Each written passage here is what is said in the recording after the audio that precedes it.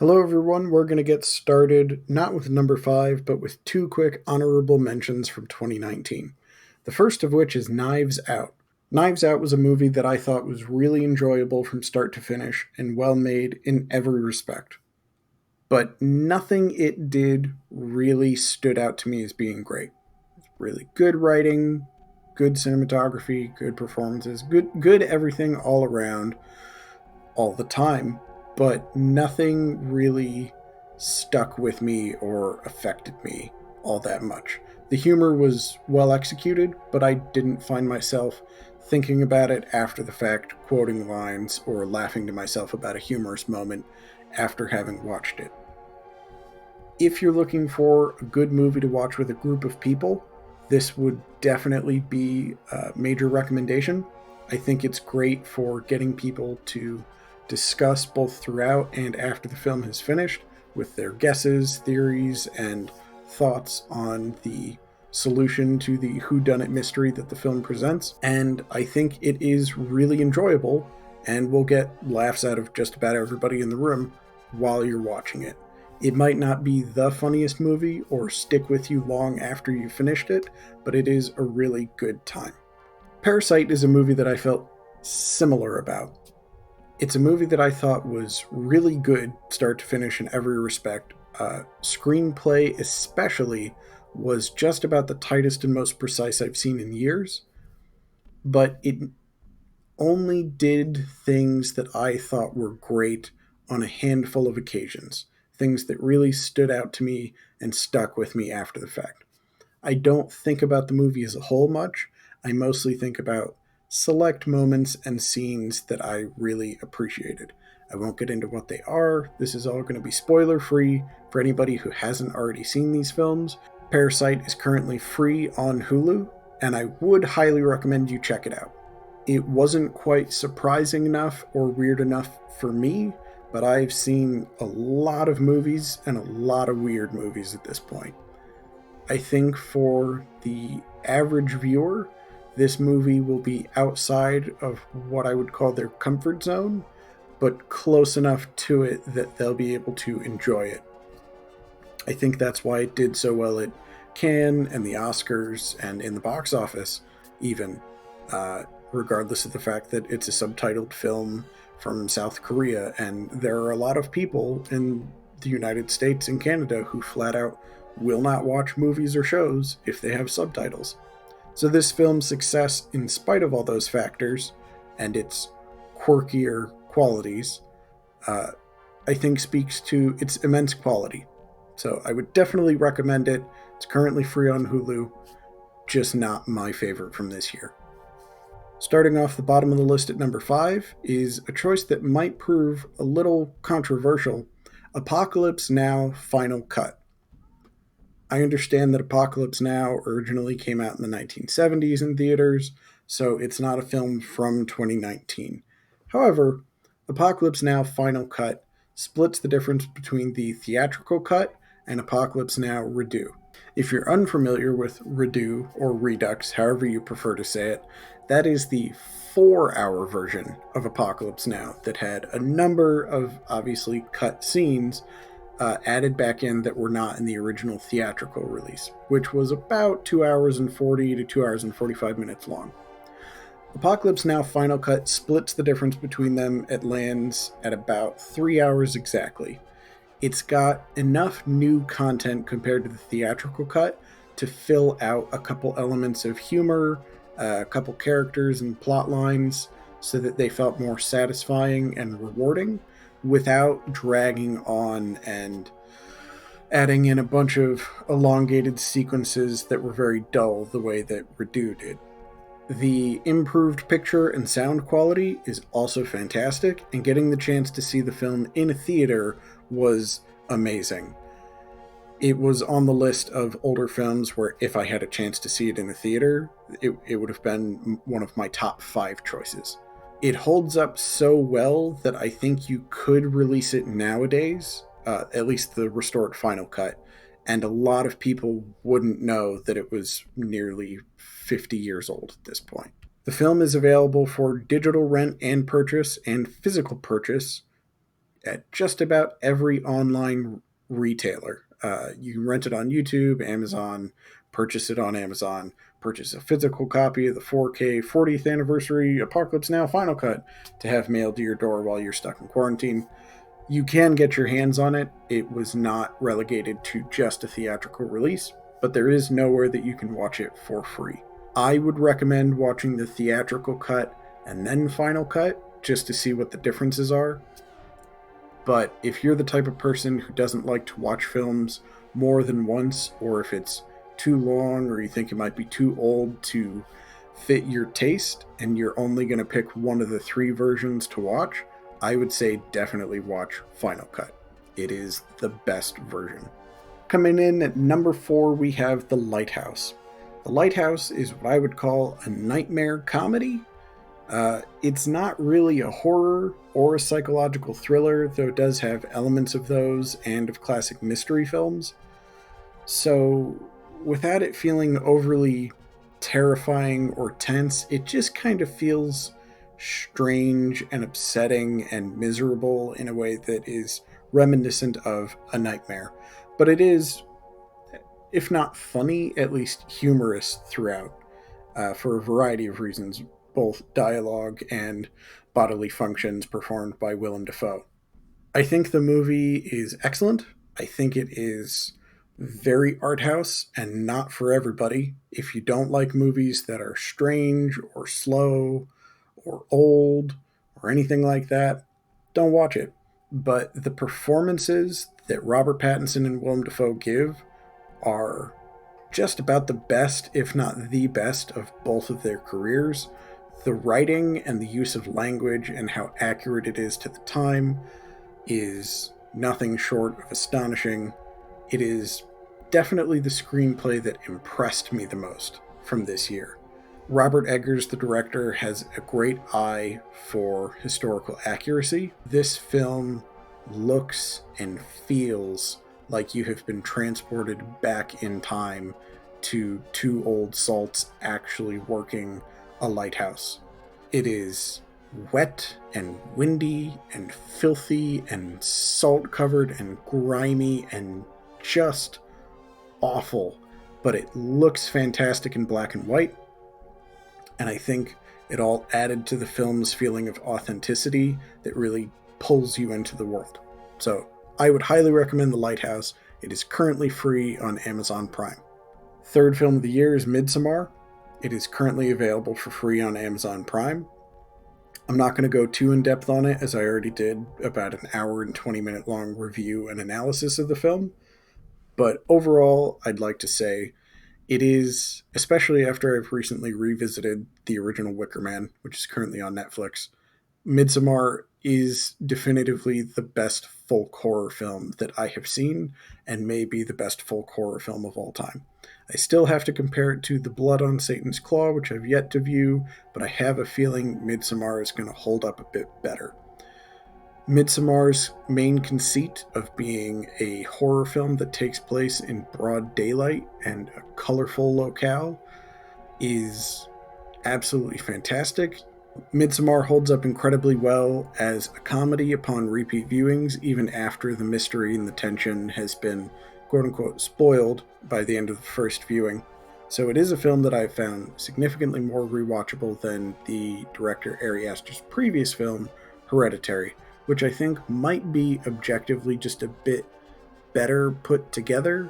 It just feels a little bit tighter and a little more precise, and like it just took the edge of being higher quality. But I have not been able to bring myself to watch it again since the theater because it is such a dark and miserable film to watch.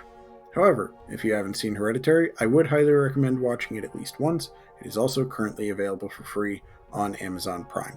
Coming in at number 2 for Best Films of 2019 is Quentin Tarantino's Once Upon a Time in Hollywood. I am not a very big Tarantino fan. There are a handful of his films that I like, and even less that I like to rewatch. His movies feel like a lot of fun the first time around because they're surprising, aggressive, fast-paced, and you see a lot of things that you wouldn't see in another film. They sear themselves into your memory. you can leave talking about crazy, cool action set pieces or character moments with your buddies upon leaving the theater or watching it at home. It's very easily quotable. The lines are funny and iconic enough that you don't have to watch the movie a million times to start to remember them and share those moments over and over with your friends. However, because they're so loud and aggressive and trying so hard to be special, uh, I find them exhausting upon repeat viewings. I don't get a lot out of rewatching Tarantino films because they so vividly sear themselves into your brain and are so loud and so fast that it just feels like riding the same roller coaster multiple times because there's no line when you're at an amusement park because it recently rained and they just reopened the rides and nobody else has caught on yet. It's fun at first, and there's a thrill of getting to go on it over and over, but man, does it lose its excitement. Once Upon a Time, however, is a much slower, more languid film, and I really appreciate its relaxed pace that comes with his more advanced age at this point. I think that the ending, while as loud and aggressive and energetic and disgusting as his films normally are, works for me upon repeat viewings because the whole film leading up to the ending is so slow and reserved. It makes the ending feel like an exciting reward each time you watch the film again. The performances, the cinematography, everything about it all felt a lot more standard than other Tarantino films. It didn't feel like anybody had Jules style monologues where he was trying to create lines that would be iconic and be quoted in other films and by every film student and actor for the rest of time. It just felt like good, natural dialogue that nailed the vibe of hanging out, having a whiskey sour and a pizza, watching movies with your buddy at home. Or, you know, working together on set, sharing little inside jokes and sticking up for each other because it's a difficult freelance industry. I think the inclusion of the Mansons added an element of tension and almost horror vibe that you don't get from his other films that works really well. I think that the ending is just about the most heartwarming, happy ending I've ever seen in a film. I don't want to say what happens, but I will say that the changes the film makes to history feel earned, unlike they did in Inglourious Bastards, which didn't really work for me. That was more about trying to find a way to give the audience satisfaction in getting revenge on one of history's greatest villains who already died, a pathetic coward. Um, but with Once Upon a Time in Hollywood, it is righting the wrong that the Manson family did and portraying characters in the film who are real people as people who are only remembered for the tragedy that they were associated with. Um, and I really, really respect and appreciate that about the movie. Coming in at number one is Uncut Gems, which is not the type of movie I typically enjoy. I normally like movies that are a lot slower paced and could be considered by many to be quote unquote objectively better than most other modern films because they take their time. They set up frames that allow the actors to move around inside of them and hold for a long time instead of cutting constantly and letting the moments breathe and letting the actors draw the viewers into the world. Uncut Gems is nothing like that. It might be the fastest paced movie I've watched. It feels like it cannot take a second to breathe, but that is to its benefit. The film helped me understand a little bit more why people gamble. Uh, I technically, intellectually understand the appeal, but it helped me emotionally engage with the concept a little bit more because of the main character's desire to gamble. I was not stressed out by the movie as it appears most viewers were, mostly because I knew the character was such a moron that he was going to make the wrong decision in every bad situation he got in throughout the film. So when things finally look like they're about to work out, and then he makes a terrible decision that could destroy his life, I went, yeah, of course he did. He's an idiot. Why would he not do that? He can't help but keep gambling. So it didn't stress me out, but I found it significantly funnier because I viewed it through that lens. Everything Adam Sandler's character did was absurd to the point of just being comical, which is great. And I think that's part of why Adam Sandler was cast in the role. I think they wanted to highlight how ridiculous the character's behavior is while being true to the mental and emotional state that people who are addicted to gambling spend their lives in, and what it feels like to try and carry on normally with your kids and your spouse and going to a school play and getting together for family holidays and having people hanging around outside waiting to break your legs for the money that you owe them, and why you don't just do everything in your power to pay them off and you instead make terrible decisions, get the money, and then gamble the money you owe them away before you give it to them. So all of that's really exciting and excellently done. It may stress most viewers out, but it was an absolute thrill ride that just blew my hair all the way back and left me talking about it for hours after it had finished. I would also like to say that Josh and Benny Safdie, who are a pair of brothers who wrote and directed the film, feel like the most unique filmmakers in the modern landscape. You can see a clear similarity between all the different directors who are making films at A24 and the smaller directors who get unique films pushed through studios like Fede Alvarez did with Don't Breathe. They're all making films that, like I said, don't cut nearly as often, leave the camera hanging back, do wider shots, let the actors move around, have really intense emotion, all those sorts of things. Josh and Benny Safdie don't care what everybody else is doing or what is considered good. They just want to make the films that they want to make. Uncut Gems feels like everything that they've been trying to do with all their previous efforts finally came together and gelled and made the movie that they've been trying to make for the last 10, 15 years. Because I did not like their previous film, Good Time. It was not for me, and it is technically very, very similar in just about every technical respect. But Uncut Gems worked for me where Good Time didn't. I would highly recommend it. It is currently available on Netflix. I cannot wait to see what the Safdie brothers do from here on out.